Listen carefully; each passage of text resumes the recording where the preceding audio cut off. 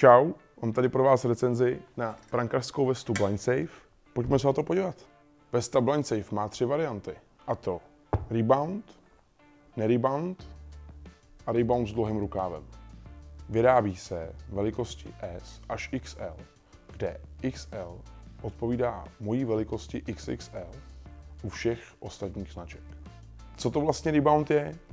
Je to vlastně tlumící materiál z tajného složení, a který, když se na něj vletí balonek, tak ho neodráží a padá přímo pod něj. V principu pohlcuje energii a znamená to, že pro mě jako pro golmana to vůbec neštípe. Tady vidíte rozdíl, když mě trefí do vesty rebound a když mě trefí do vesty, která rebound nemá. Další předností, kromě toho reboundu, je tvar té vesty. Vytvářel to golman pro golmany. Je hodně podobná vlastně brnění. Nesedí úplně každému, na druhou stranu mě padne perfektně. Funkční materiál, který odvádí vodu, perfektně drží. A pod reboundem se trošku víc potím, na druhou stranu je tam molitan, který tu vodu dokáže vytáhnout. Větrání v této části.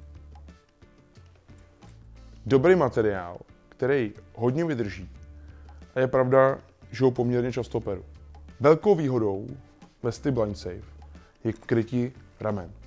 Vesta má integrovaný chránič krku.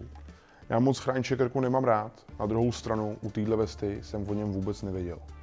Ať jenom nechválím, do vesty se mi špatně leze přes hlavu, protože díky chrániči krku je lehce zúžená.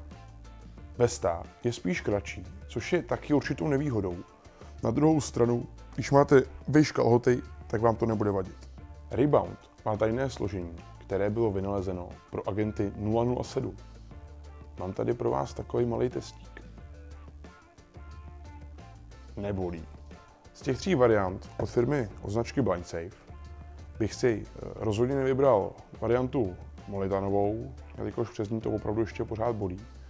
Vybral bych si rebound, a to s krátkým rukávem, protože ta s tím dlouhým mi prostě na lechtech nesedí. Na druhou stranu, každý z nás to má jinak.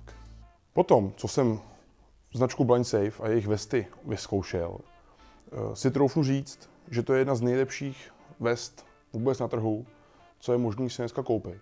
Je pravda, že to dělají brankaři brankařům, což si myslím, že je hodně zásadní. A nejzásadnější je to, že brankář, který se v bráně bojí a bolí ho to, tak jako by tam nebyl.